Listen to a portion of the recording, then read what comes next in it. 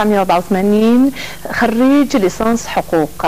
اهلا وسهلا بك سفيان في الخطوه الاولى. اهلا ومرحبا، يشرفني حضوري معكم. يعني سفيان، الروايه الاولى من المتعارف عليه ان الادباء يبداون سواء بالقصه او بالشعر ثم يتجهون الى الروايه، لكن سفيان خناش من البدايه اختار طريق الروايه وهو طريق ليس سهل.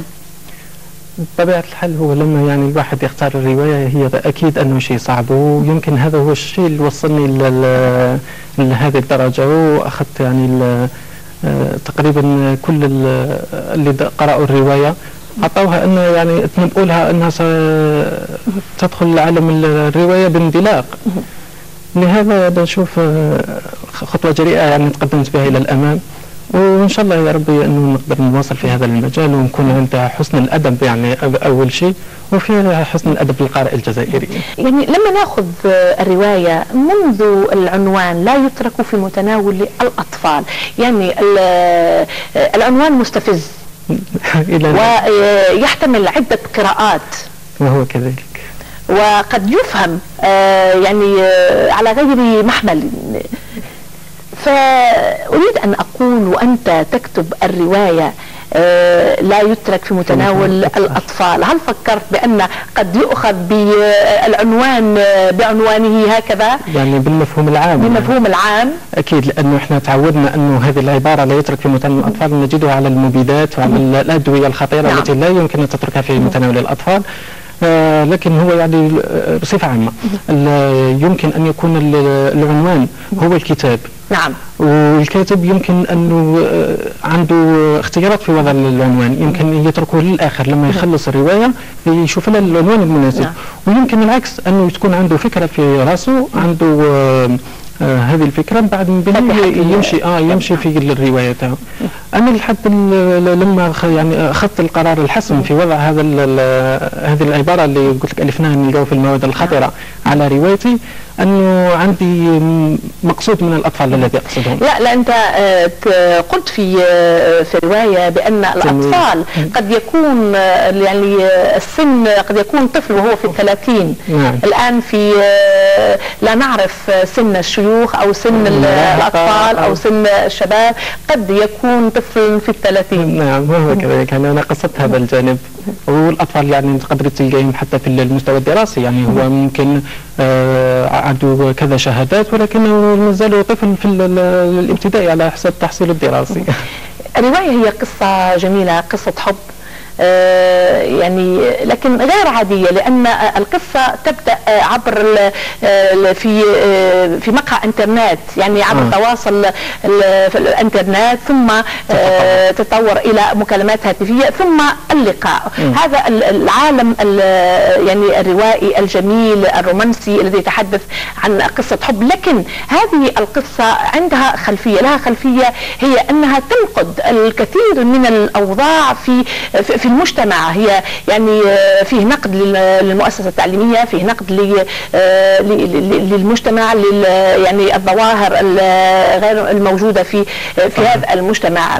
إلى أي مدى استطاع سفيان وهو في بداية الطريق أن يستوعب كل هذه الظواهر ويستطيع أن يختزلها في روايته؟ هو طبعا هذه تعتبر شيء صعب كثير، صعب لدرجة كبيرة أنك تختزلي مجتمع ككل في بين صفحات الورق. وثاني أنه لا ننسى أنه أنا مواطن عادي وجزائري وأعيش في مجتمع، مانيش بمعزل عن المجتمع. وحبيت أنه كل هذه الظواهر لما تجي تدرسيهم لازم أنك تحطين في قالب ما. ونحن نعرفوا أنه قصص الحب هي التي يستهويها الشباب، لأنه أنا بما أني شاب لازم أكتب للطبقة الشابة. وتكلمت كذلك عن التغيير، لأنه قلت أن الرواية فيها قصة مغايرة تماما على ما ألفناه. ممكن لأنه فيها تمرير لرسائل عبر هذه القصة. طبعا حتى ولو كانت مرات بتكون بطريقة مباشرة ومرات بتكون بطريقة غير مباشرة، هذيك لازم نترك ثاني للقارئ مجال أنه لازم هو يستوعب العمل. لانه كما قال نجم محفوظ لا نكون مراوح للكسالى، يعني لازم. لكن المغامره الاخرى والجرأه الاخرى، وانا اعتبر بان واحد يكتب في بدايه الطريق روايه على لسان انثى، الراويه هي امراه وليس راويا، وهذا قليل ما نجده في الادب، لكن ان يكتب شاب في اول طريق بهذه الطريقه هي جرأه اخرى ومغامره اخرى. جرأة وطريقة صعبة أنك تتقمصي شخصية مغايرة، لأنه لازم تعملي عليها دراسة. مثلا أنا لو أكتب على يعني المرأة، أنا لا أعرف البنية المرأة سواء يعني نفسيا أو جسميا، أو لازم تكون عندك اطلاع تام لتحترم للشخصية وتبقى دائما هي في سياقها من أول صفحة لآخر صفحة، ما تتغيرش الشخصية. في الرواية وأنا أتصفحها هناك جرأة في الطرح، هناك جرأة، لكن هذه الجرأة ليست فظة، لكن جاءت بلغة جميلة، لغة عنيفة لكنها شاعرية، يعني هذا التناقض في اختياري للجرأة. هي الجرأة اصلا انا لما فكرت اعمل الدعايه للروايه هي الجرأه التي لم يروها من قبل، لانه احنا اعتدنا على الروايات القديمه انه يا اما يكون الجرأه يقصد بها لازم انه يخالف، وهذا شيء بالعكس. وانا اصلا اعتمدت التغيير. لماذا؟ لانه التغيير هو مثلا القارئ كل مره يتناول نفس النمط من الروايات راح يمل، وممكن نحن نكون الكتاب نحن السبب الاول في عدم يعني عدم تكون مستوى القروئيه مرتفع. احنا دائما نتهموا المجتمع نقولوا عنده واقع القراءه كارثي، بالعكس ممكن نحن السبب. لماذا؟ لانه قد نعطي له نص كلاسيكي، بس انا يعني تعمدت التغيير. لماذا؟ لانه لكي نهدم تلك الاصنام التي صارت تعبد. يعني هناك كذلك توظيف للموروث الجزائري، الموروث الشعبي من شعر، من لهجه، وانت تعتقد او ترى بان هذه اللهجه قد تخدم الروايه في بعض الاحيان خاصه في الحوار؟ طبعا هذه انا مساله اللهجه هي يمكن اول نقطه تعرضت فيها للنقد، انه استعملت اللهجه الجزائريه باسهاب، وانا رديت لهذا النقد. انا يعني بصريح العباره قلت لهم خلوني اسهب في حبيبتي الجزائر، لانه انا مثلا عندي اللهجه الجزائريه انا اراها مظلومه بين اللهجات الدول العربيه. حتى لو مثلا تضطري للتنقل الى بلد ما ممكن تضطري انك تتحدثي بلهجته. لماذا انا لا اعرف بها؟ واحنا دائما اللوم باللهجه ونقول انها مش معروفه. لا، اللوم علي انا لاني لم اعرف بلهجتي. اما من ناحيه كما سبق تطرقت للموروث الشعبي وكمان التكنولوجيا، انا رجعت الروايه هي تقدر تقولي باللي فيها الانترنت، فيها حتى القلم انا رجعته ممكن عباره عن آلة تصوير. صورت البيئه التي فيها اسكن، ولايه سطيف، مدينتي عين والمان، من عين الفوارة عين الفوارة رمز سطيف. رمز سطيف. حتى الموروث الشعبي مثلا من ناحية الفن، احنا دائما مبهورين بالفن الغربي. الفن المشرق اكيد في عمالقه في الفن الغربي وفي عمالقه في الفن المشرق. مثلا عندنا الست فيروز، عندنا مثلا احنا هون في الجزائر ورده الجزائريه. في الغرب دائما نبهر مايكل جاكسون، نبهر بالسيمفونيات، سيمفونيه اندري ريو. حبيت انا ثاني التراث الجزائري غني، وممكن انه راح يندثر وراح يموت. حبيت انا نحييه. مثلا البار عمر يمكن انه الشباب ما يعرفوهش، هو صار ميراث للاجداد والاباء، وغنى قصائد يعني قمه في الروعه. لما لا نسمعها؟ يعني حبيت انا ثاني الجيل الشباب ان يعرفوا عنا باللي عندنا تراث لا يستهانوا به، وغني جدا. احنا الجزائر انا اللي افتخر اول شيء اني جزائري هذه بطبيعه الحال، وافتخر انه في اسماء يعني صنعت العالم، صنعت الفن في العالم باسماء جزائريه، وهذا فخر لنا وينضاف كمان للجزائر.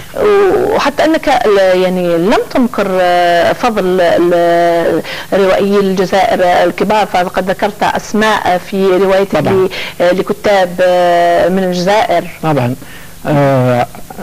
طبيعة الحال الكاتب دائما عنده تأثر وليس تقليد، لأنه في ناس تتهم عندي كاتب ياسين، عندي مثلا الكاتبة صاحبة الجلالة كما تلقب السيدة أحلام الفغاني، هذه أعتبرها أستاذتي. نعم، طاهر والطار، يعني في كثير من أعمدة الأدب في الجزائر يعني أنا أفتخر بهم وأساتذتي، وراح يظلوا أساتذتي، وراح أظل يعني أفتخر بهم.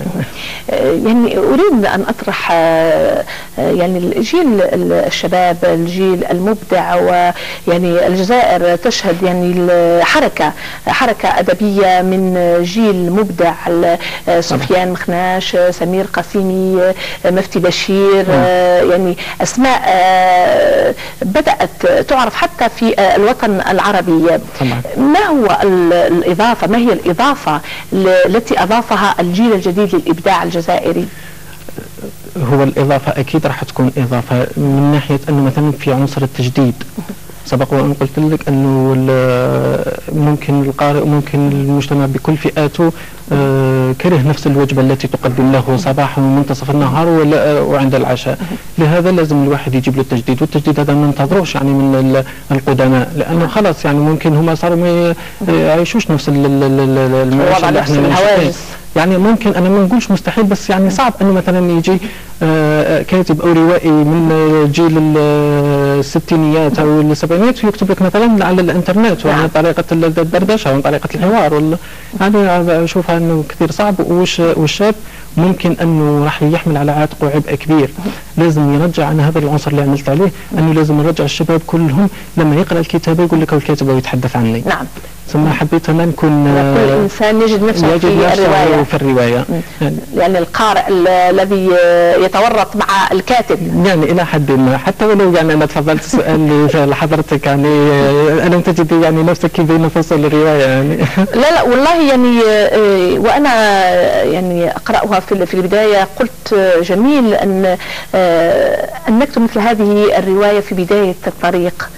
وأنا متأكدة، ويعني قلتها لأصدقائي من حولي، بأنك قلم واعد وقد تضاف، يعني اسمك يضاف إلى قائمة الروائيين الجزائريين إن شاء الله، لأن الجزائر دائما معطاءة ودائما تنتج نعم تنتج الفكر، تنتج الإبداع. ولماذا لا يكون من بين هؤلاء الشباب الروائي الذي يبلغ العالمية ويتحصل على جائزة نوبل؟ يعني ما في شيء مستحيل، بس إن شاء الله. شكرا. ليس مستحيلا، أكيد فقط لابد أن نجتهد. الإرادة والاجتهاد طبعا. والاجتهاد. شكرا سفيان على حضورك معنا في هذه الصبيحة. نلقاك في العمل الثاني إن شاء الله. إن شاء الله. أعزائي المشاهدين، نذهب الآن إلى حكاية مبدع، تابعوا معنا.